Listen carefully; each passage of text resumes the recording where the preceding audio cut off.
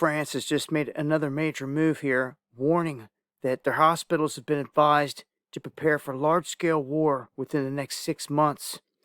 This is from a government letter that was leaked to the media, which they're not denying, and they're actually saying is valid. They're saying that this states that between 10 and 50,000 people are expected to be seen in hospitals and that they must prepare for this. They're talking about wounded soldiers from across Europe. They're stating in this that France is going to act like a rear base. It outlines how the hospitals would need to prepare for up to 50,000 beds allocated to wounded civilians and military personnel every month. This is the same France that kicked out manuals here earlier this year, preparing people for this type of event, telling them to start taking the measures and using precautions here to start stocking up and getting ready for some sort of big showdown. They say that all of this, what they're doing, is just like any other part of preparation. So this is very real. They're saying just like stockpiling medicines and other material, that this here is something that they have to do. They're also talking, the leadership is talking about how they should move to putting some of these facilities at the ports. So any new hospitals that get built in France and maybe even other regions will be at a port area. That way, if boats come in with wounded soldiers, they can be taken straight into the hospitals.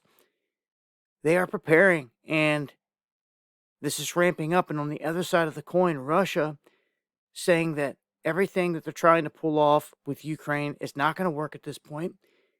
The one thing that they've been against this whole time is any NATO troops gathering inside of Ukraine or making Ukraine a member of NATO, which means that all these other countries can come in, and that would spark big war. They've warned of this, and now they seem, the West and Europe seem to be trying to ignore this, acting like with everything that they say, there needs to be some kind of contingent of soldiers in there. Russia saying even if they're there as peacekeepers, it doesn't matter. They are legitimate targets. This is still going back and forth. Russia's big oil fields just got struck again by drones.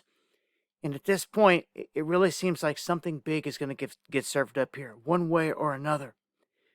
Zelensky refusing to go to Moscow to meet with Putin to talk, saying that Putin has to come to Kiev. And I don't think they trust that.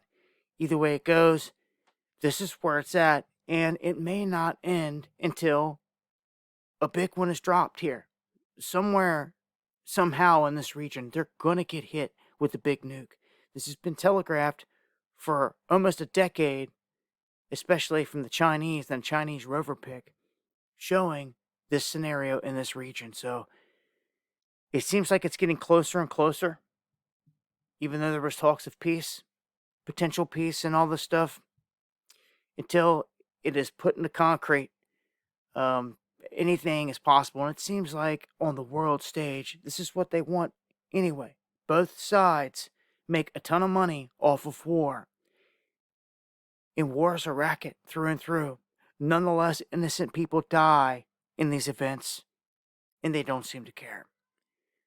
But we're on the cusp of something big popping off in this area. Something has to give with Ukraine, and it very well could be the linchpin here to big war. Because Europe, Germany, France, as you can see, they're not backing down. They want this inevitably.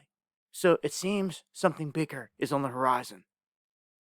Join me for the live streams Monday, Wednesday, and Friday, 9 p.m. Eastern, where I'm talking about this in a whole lot more in greater detail. Hope to see you guys there. Much love.